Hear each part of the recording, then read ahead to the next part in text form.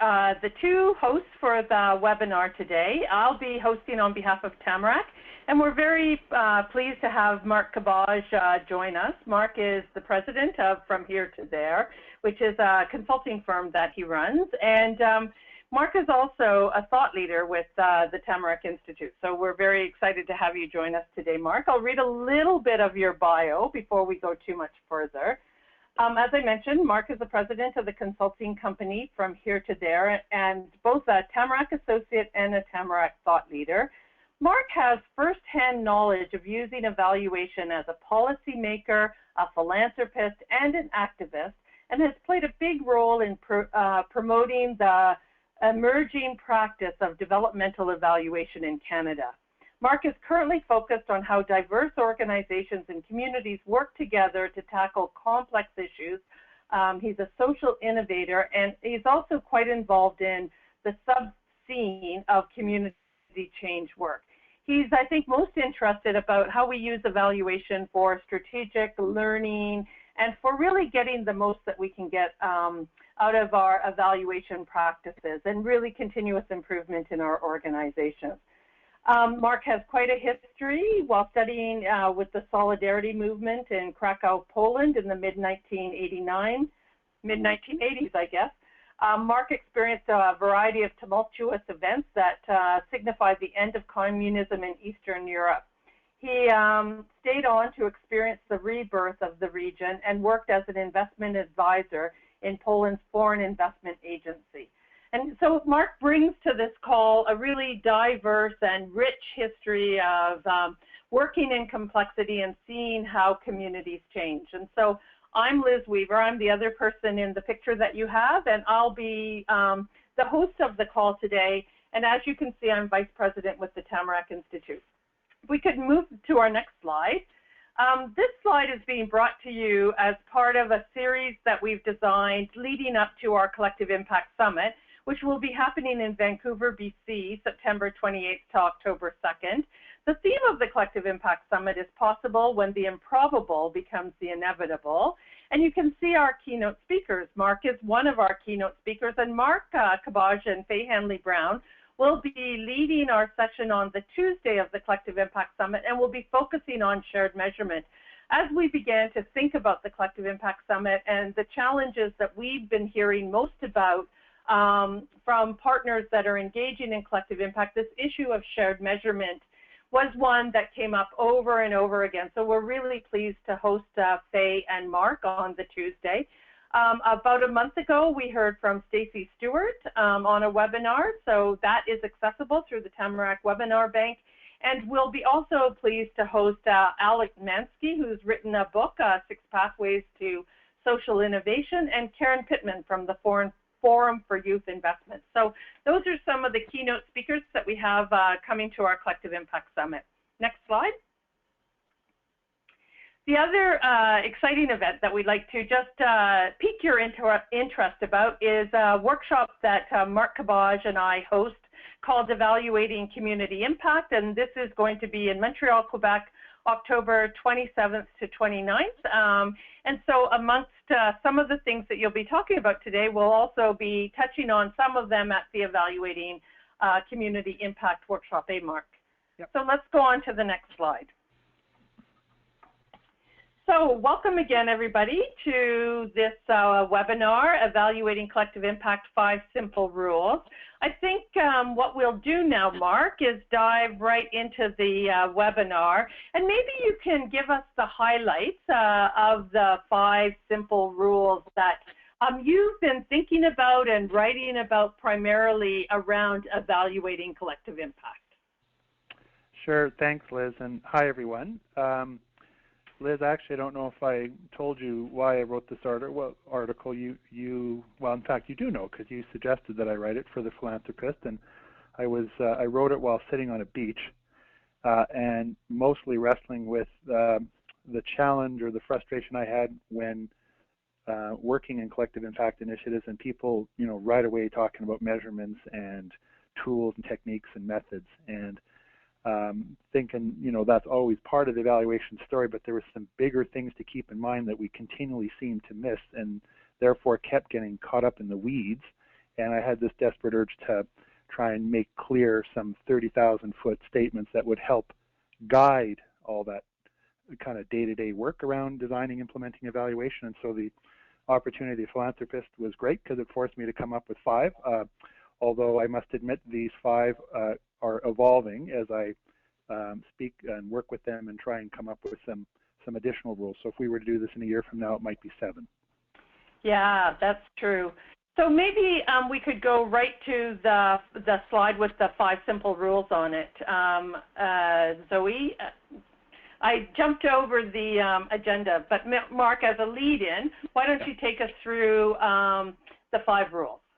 Sure, and these, for those people who have been quite experienced in evaluation or as users of evaluation, these might be simple reminders, but some of them I think are a little bit possibly new and are worth emphasizing because they exhibit or manifest themselves even more clear in community change efforts, which are by definition more complex. So the 5 I had, and you'll see I got sneaky, Liz, I actually created 2A and 2B so we could keep within 5, but I found it's important to break these 2 apart, and maybe not for everyone, but for the group might appreciate it. The first is to embrace a strategic learning rather than an accountability approach to evaluation. We'll talk about that. The next is to employ multiple designs for multiple users and resist coming up with one evaluation design. I think it's too hard. Number 3, really be clear about the unit of analysis or the IT being evaluated. There's lots of moving pieces in these collective impact efforts, and people are often not clear about what part of the IT they're trying to assess. Do commit to shared measurement and proceed, but for 4 or 5 reasons that I'll mention, be very careful in doing that. Number 4, pay attention to both anticipated and unanticipated changes. And number 5, this is the one which is really important, but I think we consistently miss, is seek to assess the contribution to change and maybe not focus on trying to assess the attribution of our work to observe changes. So those are the 6, I guess, or 5 plus, and let's walk through them. Yeah, and you've mentioned in, I think, number 2A and 2B, this idea of, complexity and emergent strategy. Do you want to just talk about that for a second before we dive deeply into the rules? Yeah, well, I will. There's so much written on complexity now, and it kind of varies where you are about how much part of the story it is, but, we've all done workshops now on the difference between simple, complicated, and complex. Simple issues, we really understand the problem. We already know what the intervention is, and really what we're most focused on is having high-fidelity implementation of the intervention and generate predictable results. That's simple. Complex things, we're generally dealing with things that are very difficult to frame. We're working in contexts that keep moving. We only have hunches about how we might move the needle on these things. Even when we do generate outcomes, a lot of them are unanticipated. And even once we get an intervention that seems to work, the context shifts on it so much that the intervention has to change. It's got a half-life. And other people have written quite a bit about this, but if you're tackling a complex issue, we are going to be adaptive in how we respond to that. And so traditional evaluation can actually short-circuit that. So if we're into collective impact, we're tackling complex issues. If we're tackling complex issues, we are involved in adaptive processes. So let's move on to the next slide about this idea that's kind of linked to complexity, which is about emergent and evolving strategies. Well, that's exactly it. And this idea of emergent strategy is quite old. Henry Mintzberg, looking at how businesses tackled strategy, actually said, we work with this idea that businesses do a lot of plan the work and work the plan, but upon looking at lots of different case studies, and he's probably the best strategist in the world, he says most companies actually develop strategy over time. They get involved in things, they start working at it, patterns emerge, and then you can kind of codify it and call it a strategy, but a lot of strategies are emergent, particularly in complex, fast-moving environments. And so this diagram here is actually not a bad one. We have this end goal, that's the little X diagram there, Liz, I think you can see, and we have a question mark. We have our opening moves. And if we were traditionalists, we would say, well, we better lay out all those pathways with some degree of granularity and then have high fidelity to a plan. But in fact, fact, most initiatives, even dealing with organizations, never mind dealing with networks and diverse groups of players, actually think with their hands. They start doing stuff, and they act, react, adapt, and their intervention evolves and emerges, and they may actually end up trying to achieve something they never set out to achieve in the first place. And some people might call it mission drift, other people might call it paying attention and being open to what emerges. And we could go deeply into this, but to the extent that we embrace some idea, the idea that many strategies do evolve, well, that puts us in tension with old style evaluation, which wants well-developed theories for change and fixed measures of success. Evaluation has to, if we do that, evaluation will short-circuit strategy. So maybe we'll go on to the next slide. So this is the nature of the work for the most part. So that leads us to simple rule number 1, embrace a strategic learning approach to change, which really says make informing strategy, not reporting to funders or testing policy experiments, the primary aim of collective impact initiatives. It doesn't mean we don't do those other things, but the center of gravity is informing adaptive strategy. And if that's the case, then the strategy or the evaluation storyline has to emphasize real-time feedback and really good sense-making processes, not just data, making sense of data to help the innovators make real-time decisions. And number 3, forget about coming up with the perfect design because the strategy is going to evolve. So come up with roughly right evaluation designs and measures and get ready to evolve them as the strategy evolves. The half-life of the evaluation design matches the half-life or the adaptation of the strategy. So that's kind of simple rule number 1, Liz.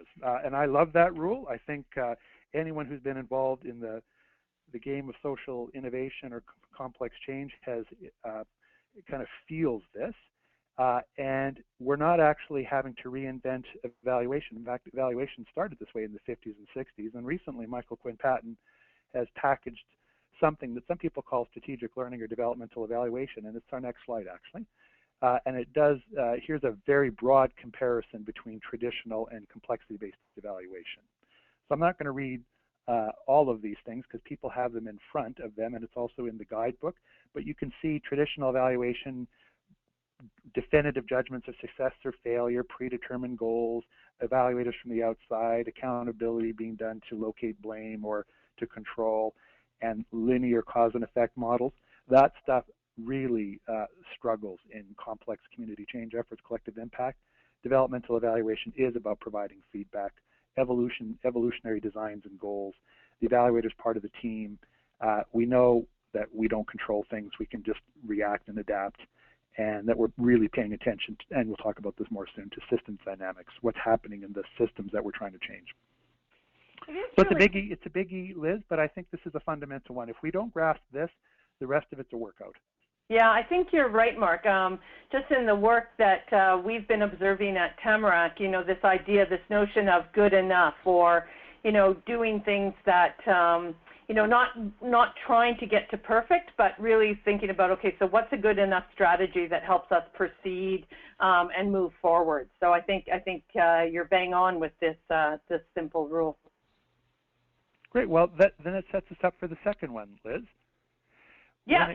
When it comes to this challenge of design, so how do you design a collective impact evaluation? So maybe we'll go to the next slide because it's a challenge. And one of the challenges is that we have a diversity of needs. We have lots of players in an assessment, and they want different things for different purposes. This is actually really reflected well in an approach to evaluation called utilization-focused evaluation. So here's just a very simple slide that I pulled off Google that illustrates this. There's lots of data out there, but different people want different data to make different kinds of decisions. This happens to be about a program. So rather than trying and please everyone with one core design, we should acknowledge that we've got multiple moving parts and different users and different needs. And try and pay attention to what those are, and then build an evaluation design where some parts might feed multiple users for different kinds of decisions, and some parts might be really customized because what funders might need for their own purposes may not be what we need for informing adaptive strategy. So actually, we'll ask you to go to the next slide. which takes us into the simple rule number 2A. Well, that really is the simple rule. So employ multiple designs for multiple users. This, some people might think this is inefficient. It may not be as efficient, but it's sure more effective. How do we do that? Develop an evaluation scope of work, just to be really clear who needs what information when, for what purpose, packaged in what way and when. When are their windows of use? Be really clear about that. Look at all that. We may not be able to do it all. Start to settle on some evaluation priorities, and then just get ready to design multiple and sometimes overlapping designs. And in fact, let's go to the next slide. I'll give you a quick example of this. This is of a little case study of a bunch of people doing kind of a semi-collective impact effort in schools in a Canadian city. And we did an evaluation scope of work, a user profile, and we actually found out they had at least 3 evaluation circuses going on. Stream 1, at 12 or 16 different sites, service providers wanted real-time feedback on how well the service delivery model was going at the local schools. And they needed it in April because they were preparing for the next year, and they needed it to make adjustments, sometimes radical, to the design and delivery in each school. That was stream number 1. Stream number 2 was the overall group was trying to figure out how they scaled from these 12 schools to 60 schools. What kinds of programs and services were minimum specs across sites, and which ones should be sort of varied across sites. How much money did they have? How much capacity was required? What did a school look like when it was ready for these kinds of services, et cetera? Lots of questions that we call developmental evaluation. And finally, we had a summative stream where people, different funders, had different kind of expectations of data and different indicators. The school system wanted lots of academic stuff. And in fact, from an evaluation point of view, they did not want us to collect new data because they didn't trust our data. They trusted their own school system data. So we had to figure out how to better tackle and utilize that data. The city funder was interested in issues related to safety in these neighborhoods where these schools were, and the provincial funder wanted different kinds of outcomes. So we actually kind of scoped all this out, Liz, and then we had to decide where the priority questions were and what designs we had to answer their questions in these different streams. That was an extraordinarily useful exercise because we ran away from the idea that we had one platform that would satisfy everyone. Which is really interesting because if you think about the simple rule number 2, you're employing multiple designs for multiple users, but then that presents a challenge, doesn't it? Because different users will have different uses of and different units of analysis that you have to bring into consideration as well. So tell us a little bit about that challenge that you present on the next slide. Well, it's good. This could be put together. I'm glad you said that, Liz. Originally it was, but I made it a little bit differently, partly because of a conversation I had with, many people know, Michael Quinn-Patton, and we were chatting about the challenge of evaluating collective impact. And one of the issues in collective impact is that sometimes we're not focusing, we're scared to focus on a very important unit of analysis, and I'll talk about that soon. But there's a lot of moving pieces. So different users, different uses, and they're interested in different parts of the assessment. So let's actually go to the next slide. Which is actually, GEO, Grant Makers for Effective Organizations, has a really nice resource called Evaluating Community Change, a framework for grant makers. I would encourage people to look at that. You can download it. It's very nice. And, you know, they've just given a real simple diagram here of different units of analysis: baseline condition, funder levers for change, program level outcomes, system level outcomes, capacity building outcomes, population level outcomes. This is a fairly simplified version of this. So if someone said evaluate this community change effort, the first question would be, what unit of analysis are we looking at? So that would be critical. You don't want to be looking at all these things if you don't have to. So let's actually go to the next slide and give you an example of this. In collective impact efforts, often because we're so good at program evaluation, and when we're trying to move the needle on something, and in this case, let's say it's a food desert. Here's a map of food deserts in the United States, but we could do a map of Canada or England as well, where food deserts are these specific areas where it's very difficult to get access to healthy and affordable food. Let's say that's part of a collective impact effort. We want to move the needle on that. Well, traditional evaluation, if we're not clear about the unit of analysis, we'll probably drift into traditional program evaluation. We'll say, hey, here are 3 or 4 interventions. There's a pretty cool food box program, et cetera. How well are we doing with that? Can we scale it? Well, that might be useful. But if we're in the game, Liz, of moving the needles on complex issues and collective impact, we are in the game of systems change. And so an evaluation would say, let's evaluate to what degree we're changing systems. Now, this next slide, don't go to it yet. It's going to intimidate many of you on the call, but it was the only slide I could find of a global food map. But this next slide is an illustration on steroids of the food system. So let's go to that.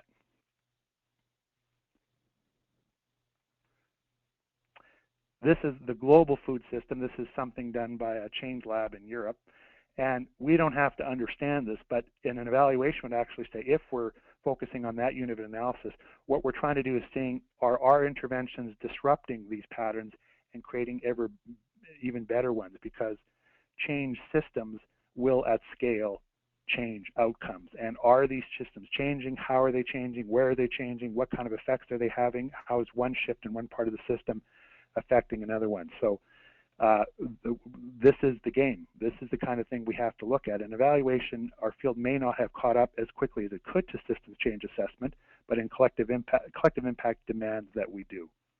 So, Liz, a dramatic example of being really clear about the unit of analysis so we don't drift into just looking at programs. We might, if we're serious, we have to look at things like systems and population level outcomes. Well, which leads us into really our next challenge, right? The fact that, you know, there is this challenge that we've been hearing at Tamarack around this idea of shared measurement, particularly in a collective impact context. So if we go to the next slide, maybe you can talk to that a little bit, Mark. Yeah, this is the challenge of shared measurement, and I've taken a quote here from the 2011 article, which is a really compelling one. I'll read it. Developing a shared measurement system is essential to collective impact. Agreement on a common agenda is illusory without agreement on the way success will be measured and reported. Collecting data and measuring results consistently on a short list of indicators at the community level and across organizations not only ensures that efforts remain aligned, but it also allows people to hold each other accountable and learn from success and failure. So I like that one, and in fact, I even think there's other reasons to consider shared measurement in that it sharpens strategic thinking about what kind of needles we're trying to move, final needles, and what kind of intermediary things we have to do to get there. So the case for doing it is strong. Let's go to the next slide, though, and confirm why we better approach this really slowly. It is critical, number one, but it is actually not essential to productive action. I have seen tons of collective impact efforts where they don't have a shared measurement system worked out yet for any number of reasons, but they're still making change. Tillamook County, which is famous for reducing teen pregnancy rates within 10 years in Oregon by 75%, actually there was a report done and they admitted they had real severe measurement problems, particularly around shared measurement. They didn't use that language, but that was the domain. But it still didn't get in the way of them moving the needle in 10 years. So that's significant. Number two, if we're preoccupied with shared measurement, we can actually limit strategic thinking. And the story that comes to mind here for me is all the good work on poverty reduction collective impact efforts across the country, where people want to do things that are not easily measurable, such as living wage campaigns. Now, living wage campaigns are important, but are we going to spend time spinning our wheels trying to get the people who pay living wages, for the most part, you know, private sector employers or some public sector employers, and start spending time asking them to develop shared measurement systems across organizations? Well, you wouldn't do that. So it can limit our strategic thinking. What is good strategy? Is there a shared measurement dimension to support the strategy? Number three, Liz, we've experienced this. Shared measurement, our measurement systems, particularly in the human services sector right now, are fragmented because they reflect the upstream fragmentation of policy and funding, and all those funders having different information requirements. So in order to develop really good shared measurement systems, it does require us to ask the bigger systems to participate in the aligning of shared measurement. And that's a lot of work. And so it's often difficult to do just on our own on the ground. Last couple of things, Liz, you probably know this quite well, given the experiences you're having with Vibrant Communities and Poverty Reduction Group. It can be time consuming and expensive. I know one group that spent 3 years developing shared measurement systems and has not moved forward. And I know another group that has spent, they believe, just hundreds of thousands, if not millions of dollars trying to get one going. So the case for shared measurement is strong, but let's proceed carefully, and let's be iterative about it. Start measuring some things, being clear about what we should and should not measure, and developing more sophisticated systems over time. But I don't think we should pretend a collective impact effort cannot move if we don't have some kind of shared measurement story going forward. It's a very interesting rule. I think it ties into some of the other rules that are coming up around the learning system, because just like all of this, if you employ a shared measurement process, you also want to be continually looking at it and learning from it. Mm-hmm. And that actually leads into the next challenge that you identified, which is this challenge of unanticipated outcomes. So if we move to the next slide, maybe you can tell us a little bit about that. Sounds good. Now, I'm still looking for a great standalone slide on this, but this video many of you will have seen. If you haven't seen it, you can Google it after the webinar, not before, please, or during, is the awareness test. And what this shows is midstream, a group, there's two groups here, a group in white and a group in black, where they're standing side by side, each with the basketball, and then the challenge is to count the number of times the team in white makes a pass. And then the whistle blows, and for 30 seconds they do their Harlem Globetrotter weaving and ducking thing. And for most of you, most of us that are kind of keen on following directions, we are desperately watching the number of passes and trying to get the right number. Then they announce the pass 30 seconds into the video, and I won't tell you what the number is. And then they ask, did you see the moonwalking bear? And they back up the tape and they play it again. And of course, there is a bear, a guy dressed in a bear suit that's black, and he's in the middle of the thing being a goofball dancing away. And I thought this is a real good example of evaluation. You'll pay attention to things you're looking for, and you miss things that you're not looking for. And traditional evaluation, because it says, here are the measures, focus on this, we need to know if we're moving the needle on these things, inadvertently creates a kind of a tunnel vision where we miss all of these moonwalking bears. And there's a lot of them, because most complex change efforts, you intervene into a situation and you generate a splatter of different outcomes, many of which are unanticipated. So it's actually fairly easy to deal with this. Let's go to the next slide. If we treat it as a principle, is to capture unanticipated and anticipated outcomes.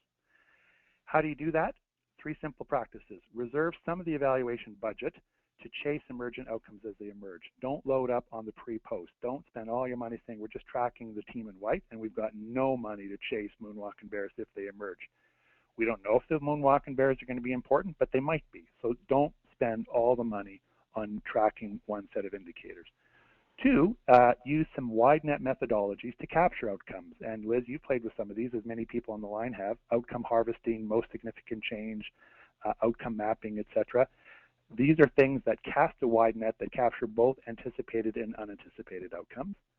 And some people might actually want to consider doing 2 kinds of assessment, focusing on goal attainment, saying how well did we do against those goals that we said we were going to try and achieve, and the other actually surfaces and elaborates on what has changed in general, regardless of whether they were anticipated goals or not, but clearly ask the question. So I think that's a fairly simple rule, Liz. It's the one I like the most.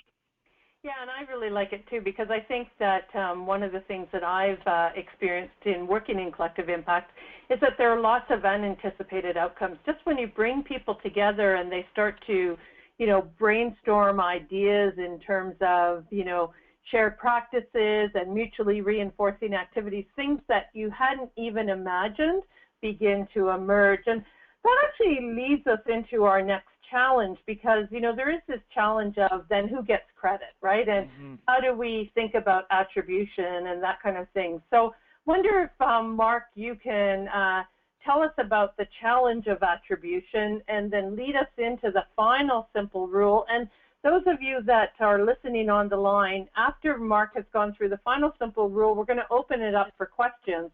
So if you have a question of something that Mark has already presented, be sure to put it into the chat box. And so after we get through the next little bit of the presentation, we'll open it up for dialogue and questions. But Mark, before we do that, tell us about this challenge of attribution. Yep, thanks, Liz. It's actually the biggest challenge in evaluation. Well, one of them. Usually it's, how do we know we made it? How do we know something has changed? And number 2 is, were we involved in that change. And the big problem is that is such a hard question to answer, even with the most relatively simple kind of interventions. Look at the pharmaceutical industry and wondering whether or not mystery drug X reduces migraines, right? The only way the way we traditionally do this is run a randomized controlled trial. That's the kind of the nectar of the gods. That's the gold standard evaluation methodology. And Liz, you've seen these things on TV. You have two different groups of statistically significant size. One group gets the intervention, the other doesn't. It could be a double-blind trial. We don't know. You track the experiences or the status of those two groups over time, and then, based on a bunch of different kinds of techniques and analysis, you determine to what extent you have some level of confidence that it was the drug versus something else that may account for the difference. Lots of different ways of doing that, but because it's so expensive and almost impossible to employ, we don't do it, and therefore we're left with two grumpy situations. Number one, we either say we can't answer the question, so we're going to ignore it entirely. It's just not even addressed. Or number two, we imply or directly say we deserve 100% credit. Our activities generated those outcomes, when in fact, that's not necessarily the case. So here is a simple rule for dealing with this. We'll go to the next slide. Roughly acknowledge the attribution and contribution challenge. Now, contribution analysis was developed by a guy named John Maynor. He popularized it. He used to work for the Canadian Treasury Board. And he says, rather than focus on attribution, to what degree did we generate these outcomes, what if we actually said there's a contribution challenge, which is there are many factors that possibly contributed to this outcome.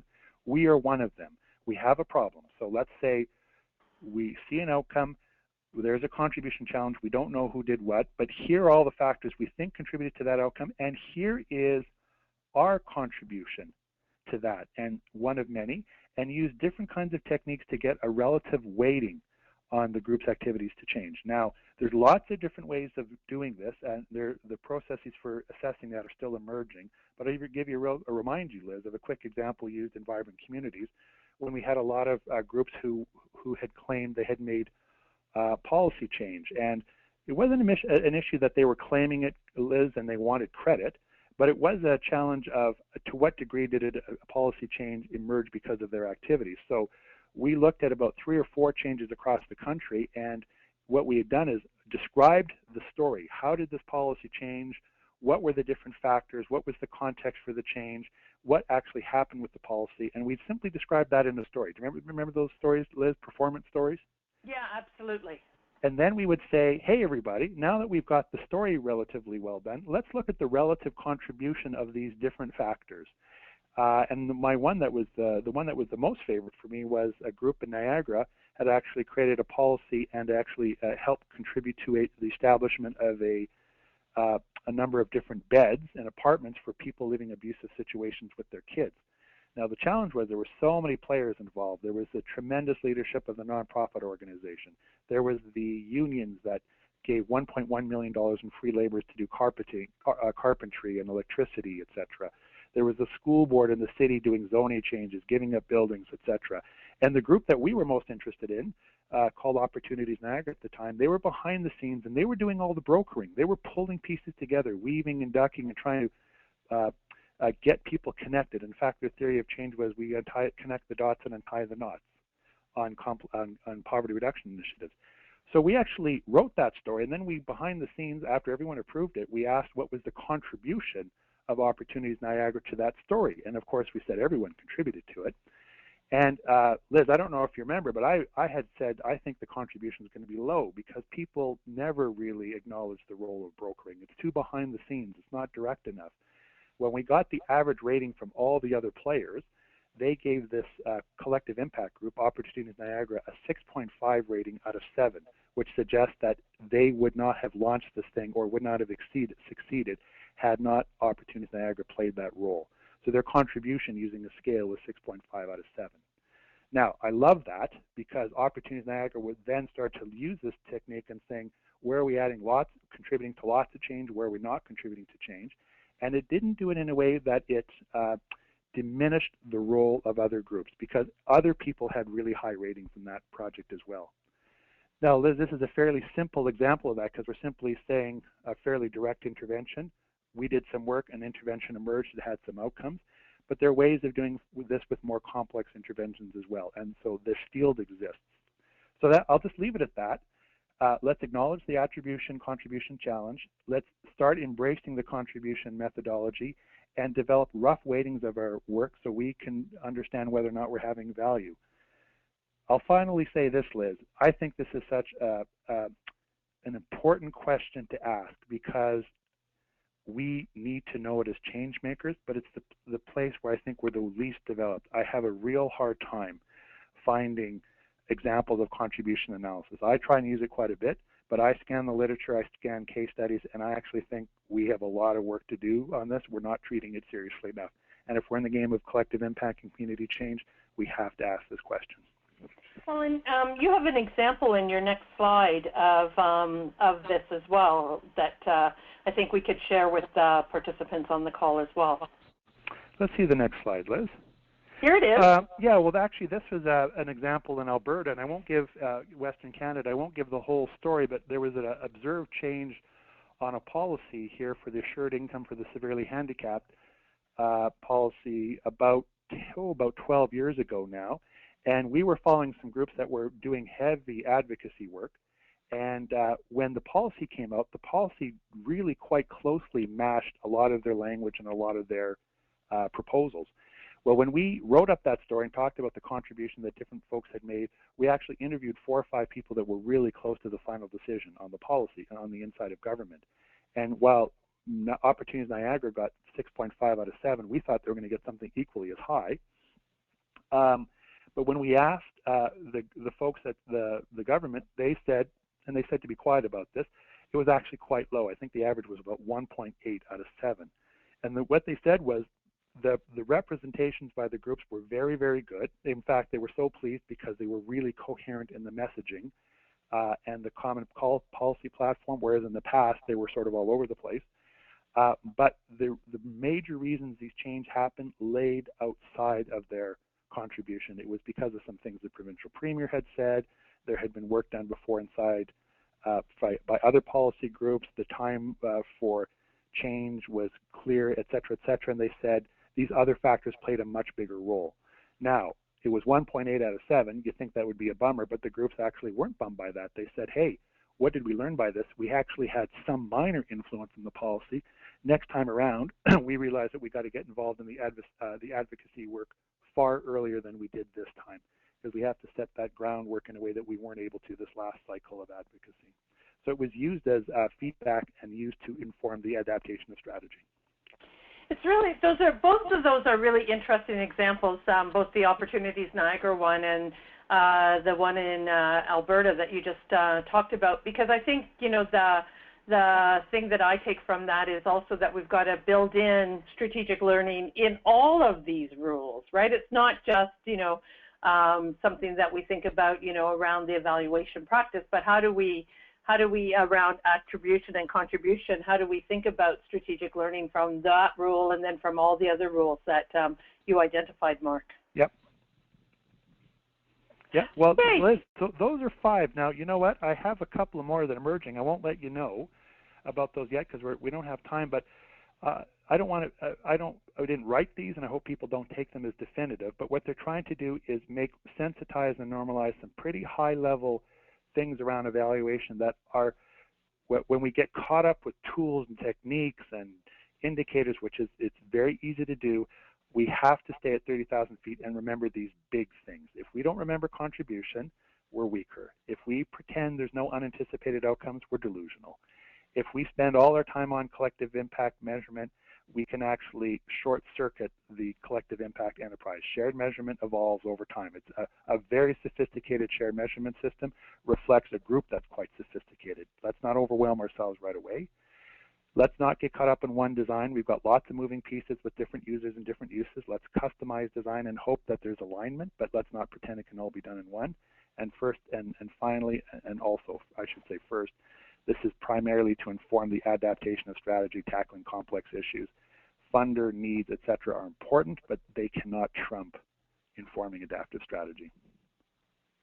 So, Mark, we have an opportunity now on our next slide to open it up to questions, and hopefully some folks have posted some questions in the chat box, or that they have some questions that have emerged. I did look really quickly through the chat box, and you had some of you posted the question, would the slides be available? Yes, absolutely. We will be sending you a post-webinar email in the next couple of days, which will provide the slides, will provide a link to the audio for the webinar today, and we'll also provide a link to Mark's handout, the article that was published earlier in The Philanthropist and has been published a number of times since then on evaluating collective impact 6 simple rules.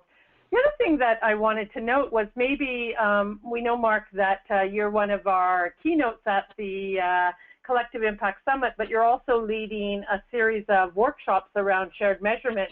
Perhaps those attending the Collective Impact Summit will be hearing the other rules that you've been considering and thinking about during one of those workshops during the Collective Impact Summit.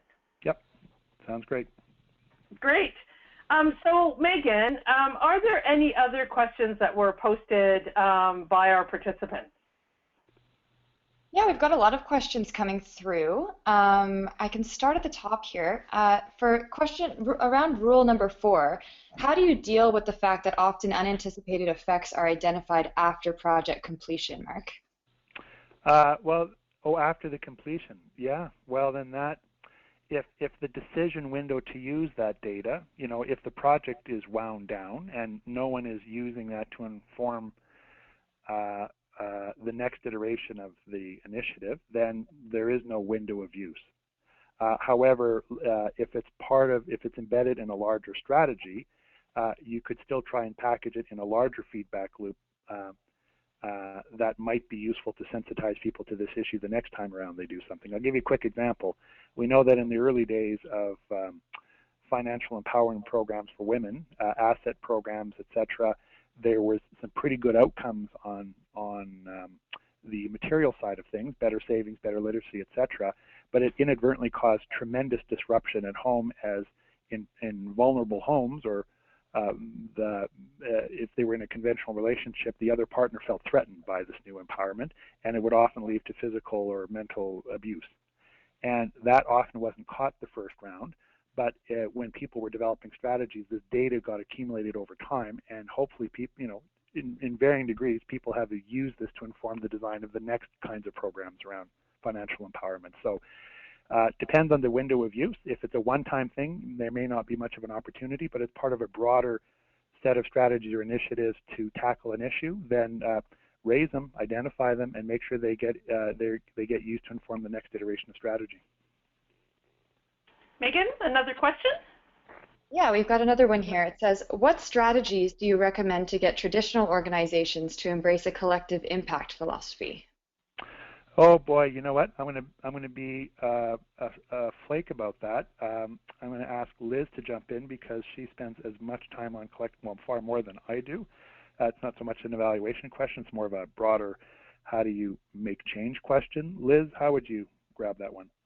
Yeah, I think it's always about trying to find the hook for them, right? So if you're really interested, Mark, you brought up the example of, influencing the food system or changing the food system. If that's something that you're really passionate about, or your group was really passionate about, and yet you look around the community and it's no one else is talking about that issue, you've got to think about, okay, so what is the community talking about? What's on their agenda, and then how do you hook your issue into the conversations that are going on in the community? John Kenya and Mark Kramer talk about this around urgency of the issue, right? And part of the urgency question is, how does the community perceive your issue to be urgent and important? So knowing data, hooking it into the conversations that are going on in the community already, and then looking for those opportunities where, you can bring people to your issue because you really have a deep understanding of your issue. Those are all things that I would say get you from, thinking about that issue yourself to really looking at how the community broadly can begin to embrace the issue. Mm-hmm. Yeah, that's great. Another question, Megan. Yeah, we're having a lot of questions around the contribution analysis approach, and people have been asking who the author of this is, Mark. Yeah.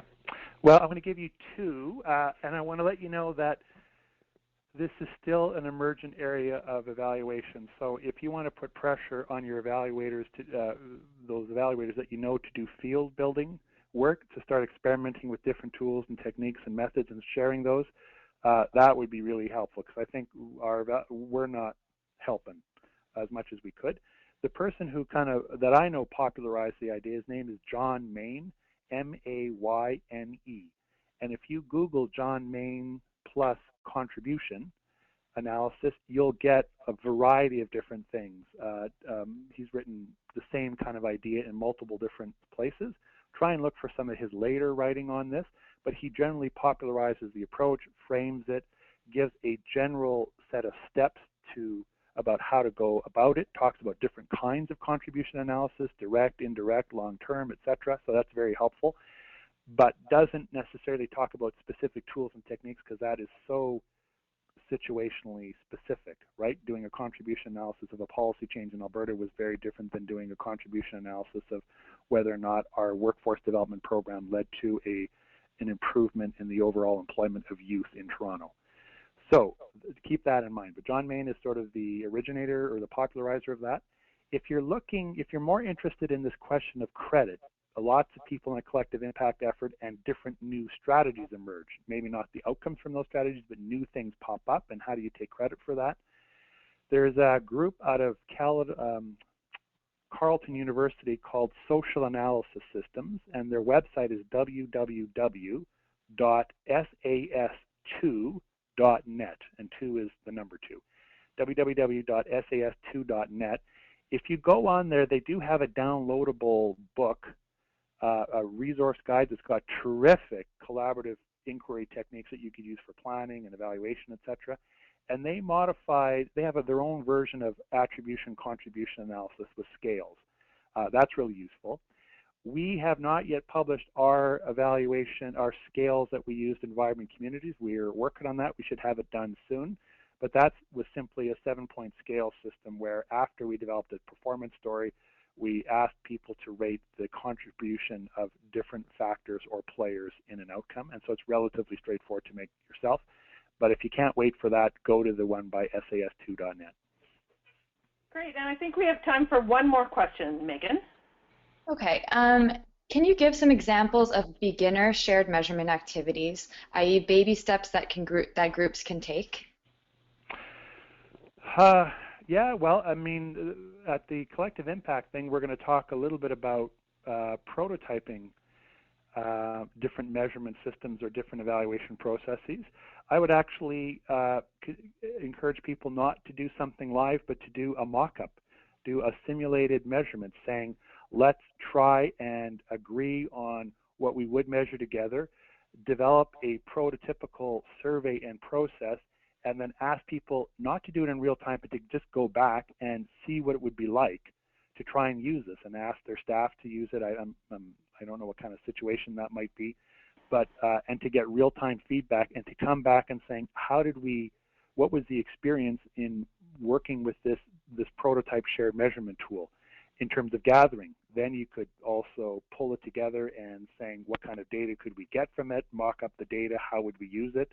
I would try and do a data dress rehearsal. In fact, this is a phrase I took from Tom Kelly, who used to work at the Annie E. Casey Foundation, a data dress rehearsal on a mock-up on a small scale that's not real, all the way from what are the questions, what are the indicators, let's gather it, let's make sense of it, and let's actually see if we use the data to inform strategy.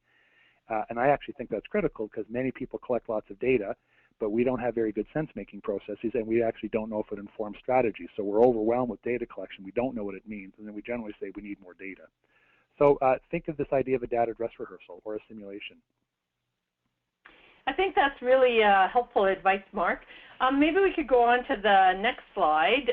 This is a list of some of the resources that we have available in this from this presentation. one of the resources that you didn't mention, Mark, but I know has been really helpful to a lot of folks is the Guides to Evaluating Collective Impact that can be found on the Collective Impact Forum. And at Tamarack, we host a Collective Impact community of practice. And so we invite people to join that or to also join our evaluation community of practice. In our next slide, we just want to remind you again, we hope that some of you on the call, we know some of you on the call are joining us in Vancouver. We still have some space available, so if those of you are intrigued by this call and want to hear more from Mark and learn a little bit more about shared measurement, please do visit the website and find out more about not only Mark as a keynote speaker, but all of our keynote speakers that we have at the Collective Impact Forum. I think it's going to be a great event, and we're really looking forward to hosting those of you that are attending there. Mark, I'd like to just take a couple of minutes to thank you again for sharing your knowledge and wisdom and your expertise with us as part of this webinar. We think of you as a great friend of Tamarack, and we think that you certainly have contributed significantly to our thinking about complex community change, about collective impact, and particularly about how we can use developmental evaluation as a way of, really learning more about the impacts that we're making in community. So thank you for that. Thank you. In the next few days, Tamarack's going to email you with links to the audio and with other materials related to today's call. So some of the extra resources that Mark talked about, John Main's paper and some other resources, we'll try to include links in our email to you of those. If you have any questions or if you have any comments, please do email tamarack@tamarackcommunity.ca to let us know what you thought about today's broadcast, and if you have any topics that you'd like us to explore for future webinars. As we mentioned, Mark will be a keynote speaker at the Collective Impact Summit in Vancouver. We do hope that you'll join us there to access the latest thinking on collective impact. And then, as we also mentioned, Mark and I are the lead faculty at the Evaluating Community Impact Workshop, which will be held in Montreal, October 27th to 29th.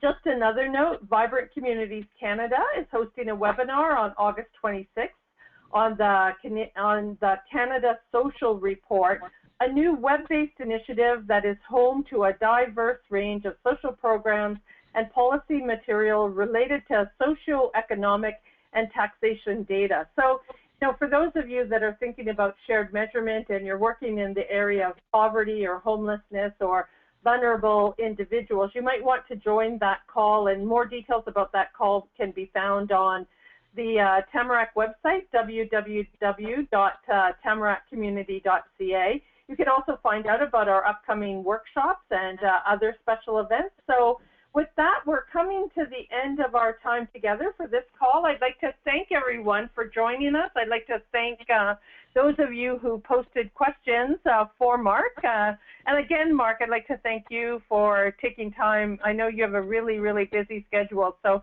for taking some time out of your busy schedule for joining us today. It was a lot of fun. Thanks, Liz. Thanks, Tamarack. Thanks, everyone. Yeah.